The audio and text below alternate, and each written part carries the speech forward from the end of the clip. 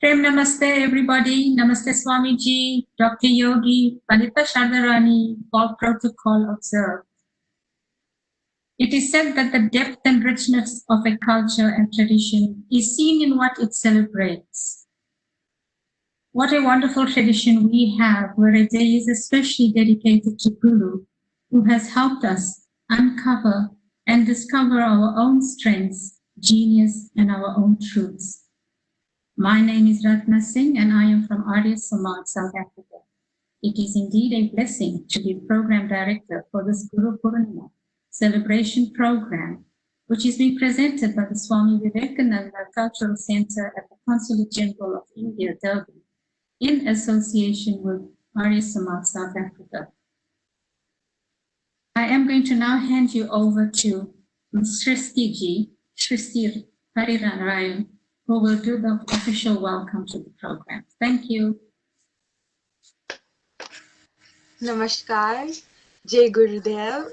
On behalf of the Swami Vivekananda Cultural Center at the Consulate General of India in Durban, in association with the Arya Samaj of South Africa, it gives me great pleasure in welcoming you all to today's program on the occasion of Guru Purnima, with the role of Guru in the process of raising consciousness. I would like to welcome firstly Swami Vednan Saraswati, Pandita Sharda Rani Philipji, Ms. Ratna Singh, Director of the Swami Vivekananda Cultural Center, Dr. Chaitanya Prakash Yogi, colleagues Ms. Cheryl Banwarilal, Ms. Kavita Solanki, Piyush Khandelwalji, most importantly, to you all, our online audience members. Namaskar and welcome to today's program on the occasion of Guru Purnima.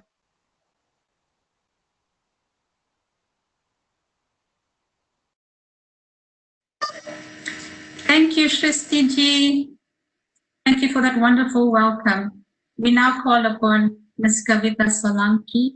Kavita ji is a teacher of Indian culture at the Swami Vivekananda Cultural Center in Durban, and she will render the Guru Vardhana for us. Thank you. Thank you, Ratna ji. Namaskar, everyone. Mukam karoti vachalam pangum langayate girim yat kripatamaham vande Paramanandamaadhavam Akhandamandalakaram Vyaptam Yena Characharam Tatpadam Darshitam Yena Tasmai Shri Guruve Namaha Tasmai Shri Guruve Namaha Agnanatimirandhasya Jnananjana Shalakaya Chakshurunmilitam Yena Tasmai Shri Guruve Namaha Tasmai Shri Guruve Namaha Tasmai Shri Guruve Namaha. Thank you. Dhanyavad. Thank you, Kavita ji. That was so beautiful, so sweet. Thank you. Now we have the opening prayer, which will be done by Pandita Sharda Rani Philip from Arya Samaj, South Africa. And also she will render some bhajans with her melodious voice. Over to you, Pandita.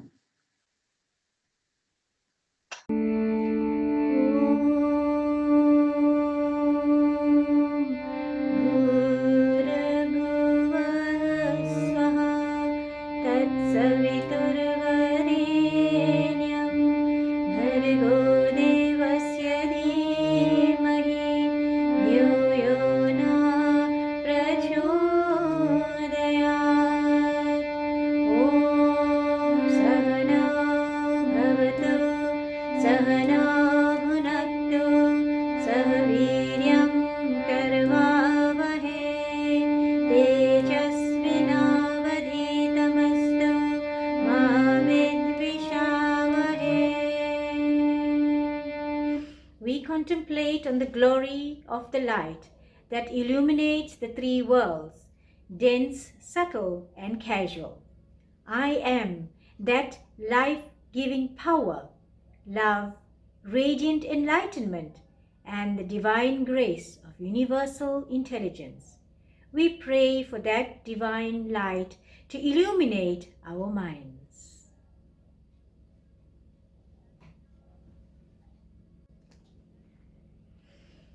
प्रेम नमस्ते स्वामी जी, पूज्य Swami ji, doctor Yogi ji और सारे दर्शकों को. This is the day to revere, respect and pay obeisance to the Guru or the preceptor who removes the darkness of ignorance and lights the lustrous lamp of wisdom in the hearts of pupils. हम शिक्षा मिलती है अनेक सिद्धांतों से. गुरु हमें शिक्षा देती है, पर माता पिता, शास्त्रों, प्रकृति सब भी हमारा गुरु है. गुरुर्ब्रह्मा गुरुर्विष्णु गुरुर्देवो महेश्वरा गुरुर्साक्षात् परब्रह्मा तस्मै श्री गुरुवे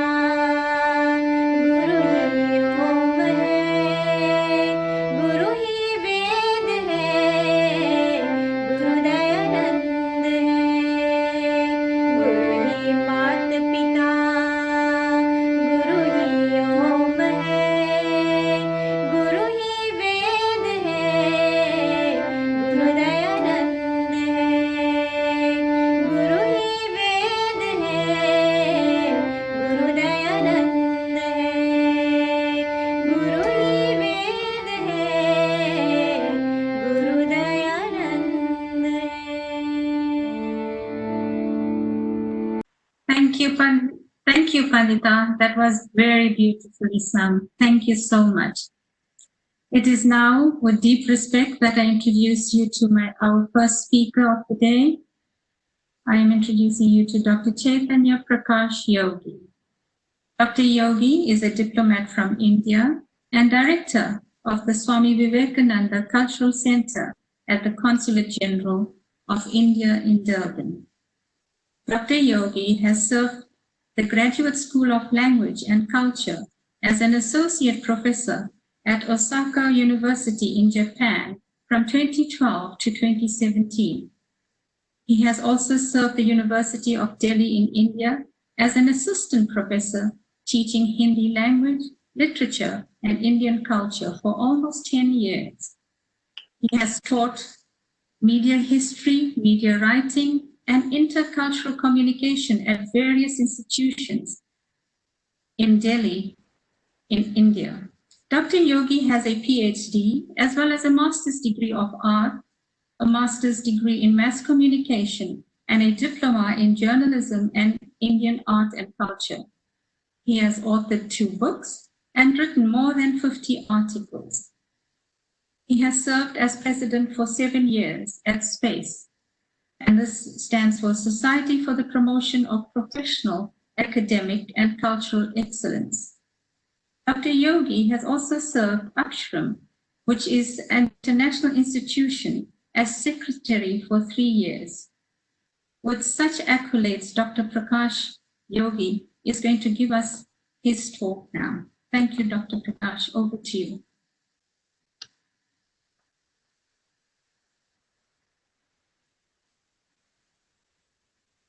Namaskar. Revered Swami Vivekananda Saraswati ji, Ratna ji, Sharda ji,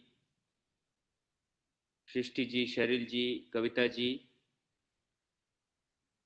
Piyush ji, and all our distinguished guests, online audiences. Today when we are celebrating the Guru Purnima, then we are discussing about the role of a guru in raising consciousness. So first we can understand that what is the consciousness and how it is required to be raised, and how can we feel that our consciousness is raising now. So we are not going to discuss what is the material written in the scriptures and how can we get this sense from the scriptures. But today in this program, empirically, pragmatically, can we try to understand that how can we feel that our consciousness is raising, and how can we feel that there is a role of guru in this process of raising the consciousness. So according to my own observations, I can share with you, and that is my humble sharing with you. It's not like sharing something as an authority, but it is like a humble seeker of the truth. I am trying to share something with you as my own observations. So when we are thinking about the consciousness and about raising the consciousness, then according to my observations, when we are only going into the outer world and going into the desires and the process of fulfilling the desires, then we can feel that we are being apart from consciousness. And when we are feeling that we are having the deserving, so we need not to have any desire, and there is no desire to be fulfilled. Whatever is required for me, it is available already, and there is no need of having any desire. So I can feel the state of desirelessness, then I can feel that this is my consciousness which is raging now. Because nothing is troubling me, nothing is disturbing me, nothing is making me inclined to go into the process of being more outer than internal. Nothing is making me dependent on this word.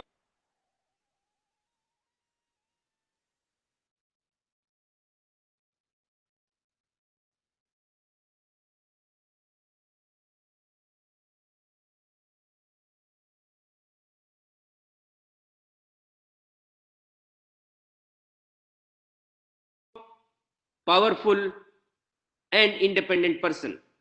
And when I am a strong, powerful, and independent person, then I have the capacity of being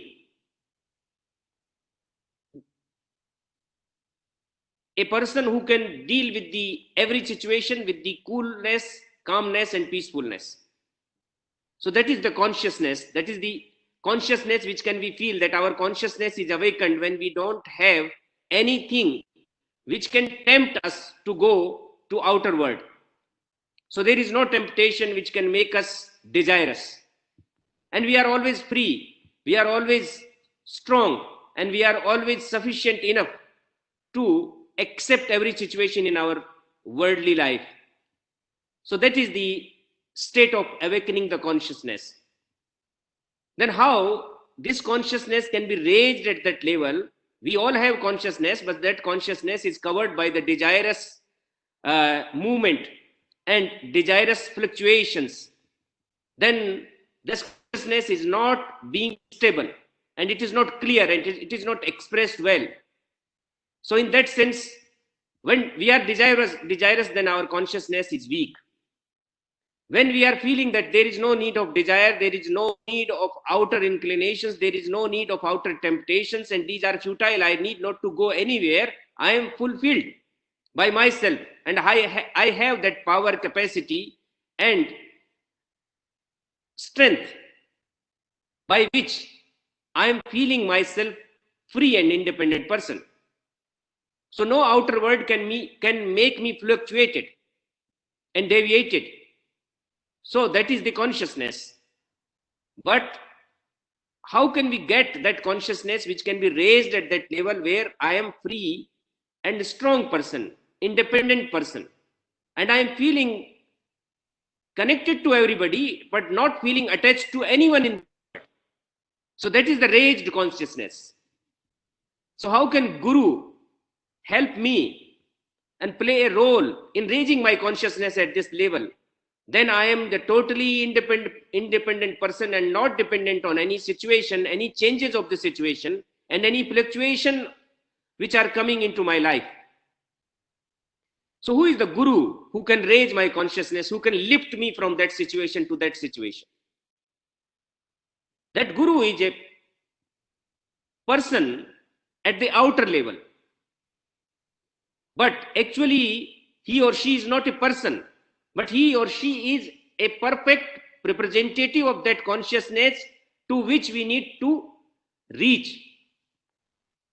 And that person who is having that entitlement to get that infinite energy to lift people from the lower consciousness to higher consciousness. And that energy is only coming to that person who has that entitlement. And what is the entitlement of a Guru? That entitlement is the emptiness. And what is this emptiness? That emptiness which is not having any ego. And what is this ego? Ego which is making that person limited to the personality, and egolessness which is making that person unlimited, infinite, and making that person divine, sublime, pious, and holy. Because he has the capacity to be expanded at the level of universe. And he can become universal. He can become unlimited. He can be like an ocean. He can be like a sky. And outerly, externally, he is like a small person. He has a body, he has a mind, but he is not able to be caged into the body. That's why he don't have any desire to be fulfilled. He is not tempted to go into the desires. He is not feeling any pressure of desire of the world, but he is feeling free himself, that I can play with the things which are coming to me, whether they are favorable or so-called not favorable to me, whether they are against me or they are in favor of me. I can accept them as a flow of the river. And that person who has that consciousness can lift the other person from the lower consciousness to the higher consciousness. Like one person is sitting on the bank of river and other person is drowning in the river. The person who is sitting at the bank of river can lift that person at the bank of the river. And that is the process of Guru, who know that how one person can be lifted from the lower consciousness to higher consciousness, because the Guru himself traveled from this path, from lower consciousness to higher consciousness. He has become now the person who knows that path, that how can I reach to the Mount Everest, the Gauri Shikhar, the topmost mountain, how can be traveled? So he can be the guide.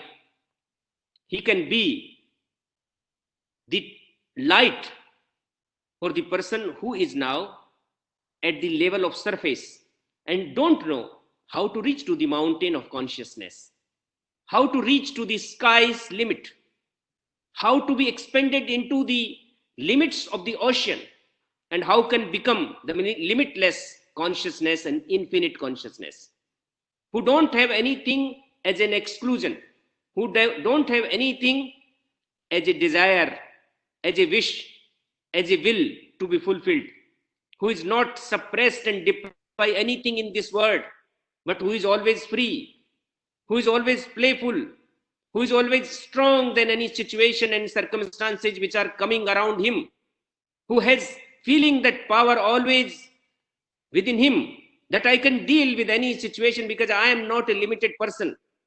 I am not limited into the personality and I am not limited into the role of worldly life, but I have the greater role to play into this life, and that role is raising my consciousness simultaneously, the consciousness of all in this world. And that is the Guru. He has that light, the same light which Almighty is carrying, the same light which the ultimate truth is carrying. He is having the entitlement to feel, to accept, to assimilate into that light. And that light is making that person illuminated. That person is shining, not from outside, but from inside. He is a soulful person. He is a person who is having the body, but not being pressurized by the body, not feeling any kind of dominance of the body. And body is carrying him, but not giving any instruction to him. Mind is also carrying him, but not giving any instruction to him. And in that sense, he is not giving instruction to anybody. Guru is not an entity who is giving instruction to anybody. He is only inspiring by himself, by his own virtue to all. His own life is an example to inspire people. He is making the path to show people how can you travel from here to there. How can you become a winner of the Mount Everest? How can you go there and feel the fresh air and the proximity and closeness to the sky, to the limitless, to the infinity? And how can you become similar to Almighty, close to Almighty? Because you have that entitlement within you. So Guru is only the person who can remind other people that you can become the representative of Almighty like I have become. He is not giving any theoretical knowledge. He is not giving any scriptural knowledge. He is not giving any instruction which he is not following. But he is living that knowledge which is not being limited into any scripture, which is not covered, which is not to be covered in any kind of holy book, but he himself is a creator or carrier of that knowledge, which is representing the limitless, the infinity, and ultimate truth. So that is my observation. Thank you very much. Namaskar.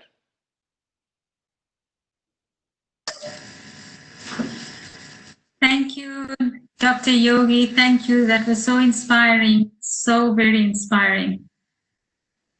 Now it gives me great pleasure in introducing our next speaker, our own Swamiji, Swami Vivekananda Saraswati. Our young Swamiji has already achieved so much. One can only marvel at what lies ahead for us. I will try to do justice in a very limited time.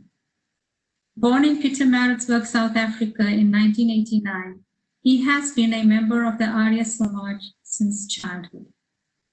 As a youngster, he was deeply inspired by the founder of Arya Samaj, Maharishi Swami Dayananda Saraswati. As a scholar, he founded the Vedic Hindu Youth League at Pretoria Boys High School and the Ved Dharma Sabha in Pretoria, where he served as president of both those organizations. After completing his degree in BCom Accounting Sciences in 2012, he left for India to complete his studies on Vedic scriptures and sadhana. In 2016, he was initiated into the order of sannyasa in Rishikesh and was then given the name Swami Vivekananda Saraswati. Since then, he has attended the Parliament of World Religions in Toronto, has given numerous talks in the USA on religious and social justice issues.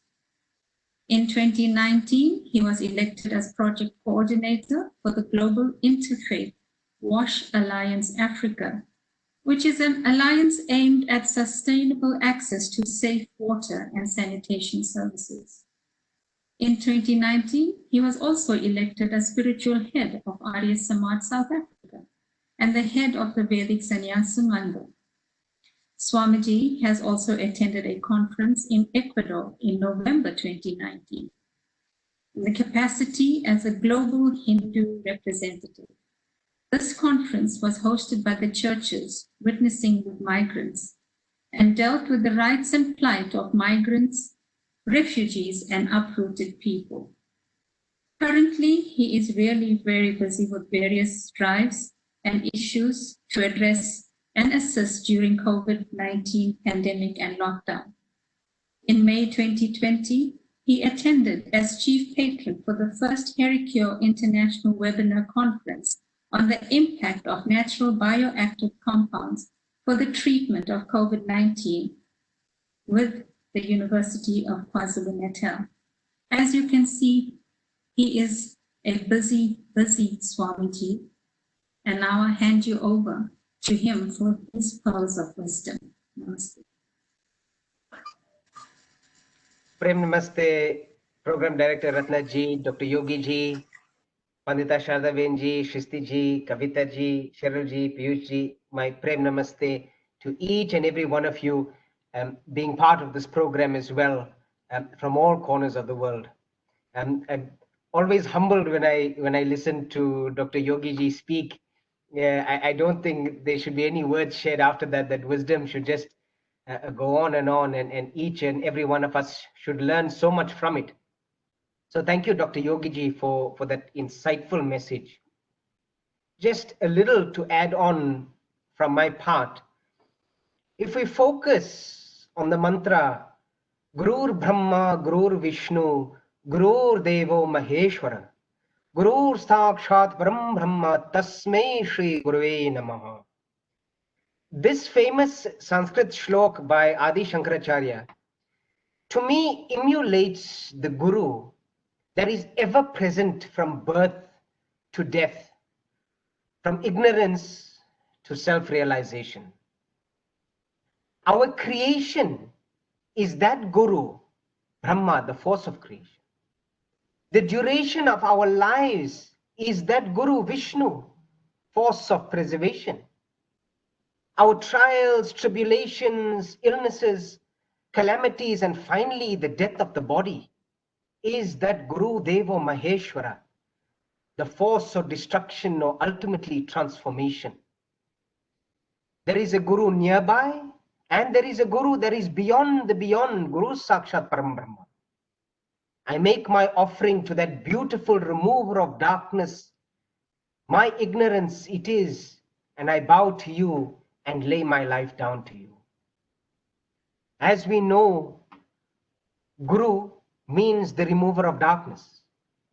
And darkness refers to what obscures the light of awareness. Guru is the enlightenment principle that aids one in the realization of the true self, the whole self, the holy self. The Guru removes avidya or ignorance, which is a case of, I always say, mistaken identity. It is when you think you are your personality, mistaking your body, your mind as the container for who you are, but ignore who you really are, when you are separate from the whole. Through this shlok, you will realize that the power that enlightens is all around you at all times. The shlok asks for the ability to see the Guru in all names and forms, and even to acknowledge, love and serve the Guru who you cannot see, who is beyond all forms. It is where you allow the outer Guru, the Guru, saints and sages as we know today, to reveal the inner Guru, thereby realizing that the ultimate Guru, the true remover of darkness, is none other than your own self, the inner guiding light, which is the Guru, the cosmic Guru, the Param Guru. Your own birth, the point of your mortal beginning, and your childhood holds within it the foundation for enlightenment. This is your parents, the first Guru. So when we say Guru Brahma, when we speak about creation, if we emulate it in our own personal experience, it speaks about our first point of our creation, which is none other than our parents. The first Guru or teacher of a person is the mother, who makes you understand the true value of life and guides you on how to differentiate between the right and the wrong. She instills in you the moral values of childhood, which later gets taken over by gurus in the form of your teachers. Your father instills discipline, justice, and virtue. So we get the foundation of our first part of enlightenment from our childhood itself. Then as we grow up, start our education, our teachers and preceptors educate us with knowledge of the world.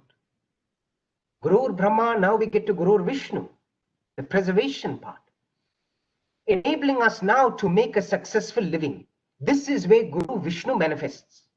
If we could see our present circumstances, who we work with, who we live with, who our friends are, as embodying the Guru principle, we might stop perceiving them as in the way of our happiness and slowly begin to realize that this might be providing us with the way for our enlightenment to unfold as lessons and as blessings. The most difficult circumstances to accept in a positive way are the calamities, the injuries, and the illnesses that befall us physically or mentally. Guru Deva Maheshwara now manifests as the big challenges in our lives, which actually provide us with the greatest opportunities for clearing away avidya, our ignorance, and developing our character by accepting responsibility, facing our challenges and overcoming them, becoming stronger human beings. For funny enough, destruction always opens the door for transformation, and that is the truth. Our saints and sages are the embodiment of the manifested guide, the Guru in form, guiding and awakening the seeker to be able to comprehend his true self. to develop the inner eyes and awaken their vision to seeing the enlightenment in everything around us. Human beings are just flesh and bones without the enlightened mind and soul. It is the manifested Guru who imbibes good qualities, and his teachings guide a human being in becoming the enlightened soul.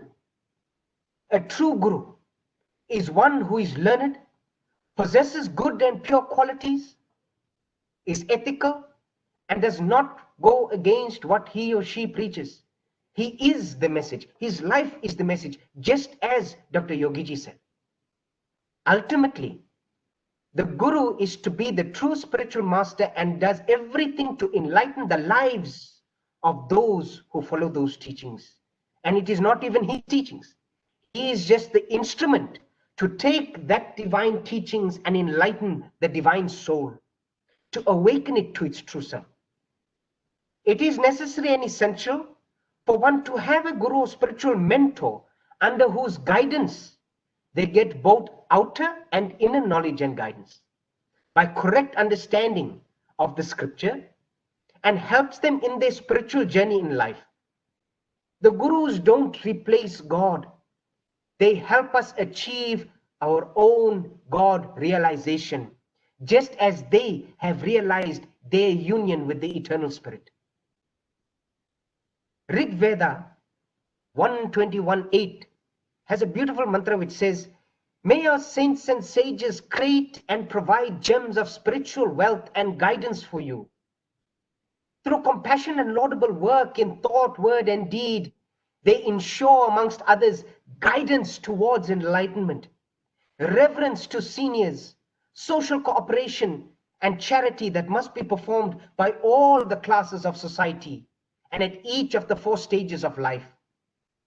And Yajurved 2017 says, "O saints and sages, whatever offense or sin we happen to commit towards people, in society, in the assembly, within our mind, or against dharma, you alone are the power to help and deliver us from that ignorance and help us towards the path of knowledge and to rectify whatever blind action we may have committed."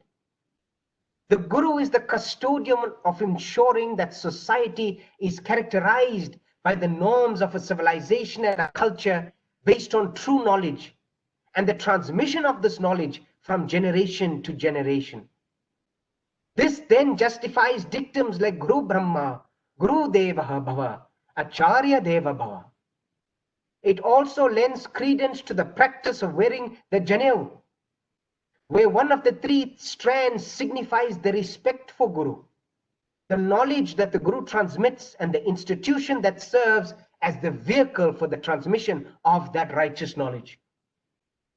The Guru's level of authority on scriptures, but most importantly, spiritual practice, living the message, and discipline is supreme because of his complete surrender and union with the divine Brahman. Thus, one should acknowledge the teachings of Guru with bhakti, provided there is no controversy in those teachings compared to the Vedas, as it guides you to the path of the divine Brahman with the understanding and belief that the Guru can impart the knowledge which he has already realized and perfected, that awakens you to moksha, freedom from the cyclical rebirth. It is extremely important that reverence to the Guru in current times be considered in terms of the circumstances that prevail, so that the values are intrinsically associated with the Guru practical. The critical precondition being that a Guru or a Swami has to live by the uncompromising qualities, virtues as stipulated.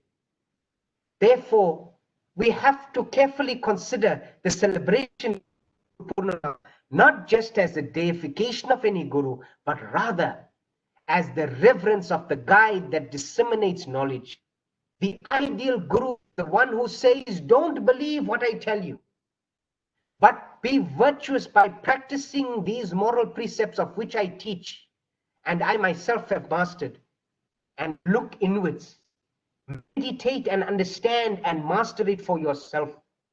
In other words, the Guru tells you, acquire self-realized wisdom guided by that Guru. It must be remembered that all religions teach an unwavering worship of an ultimate supreme. Therefore, all our prayers, pratna, upasana, should have the goal of a realization and communion with that unified spirit. This worship should not be confused with the respect and reverence that we should have for the Guru, who is venerated for the role in facilitating one's spiritual evolution. To see the Guru in the teacher who is right in front of you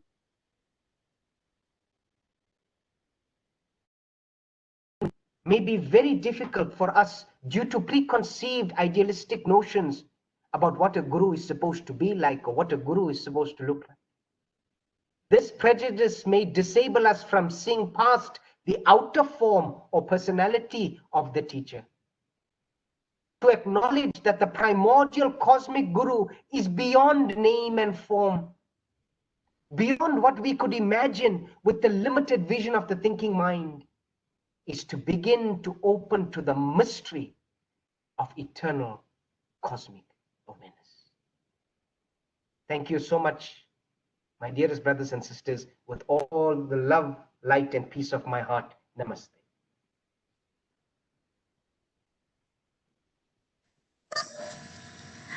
Thank you so much, Swamiji. Thank you. How blessed are we this day to have two wonderful, outstanding speakers who have given us such wisdom. It is such a pleasure just listening to your words coming out of your mouth. I love the fact that you're talking about mistaken identity. We spend our whole life in our mistaken identity, and unlimited self that is within us. We need to realize that. Thank you so much for this wonderful wisdom that was shared. And I hope everybody can take what was given to us today. Take it with you. Keep it in your heart. Cherish it and live it. Thank you so much. Now we go on and we're going to be serenaded again by our wonderful Pandita. Just a few words on Pandita Sharda Rani Philip. She is a dedicated mom, wonderful daughter, dedicated wife, and also Vedic priest at Arya Samaj, South Africa. She's very passionate about Indian culture, especially music. She has studied for 4 years under Santoki brothers and is currently under the tutelage of Guru Monali Shome from Bengal. Pandita Sharda Rani also wears the hat of Public Relations Head at Arya Samaj, South Africa. Over to you, Pandita.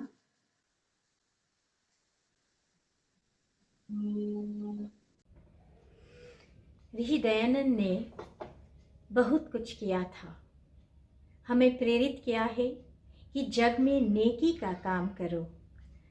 तो आर्य कहेंगे आपको।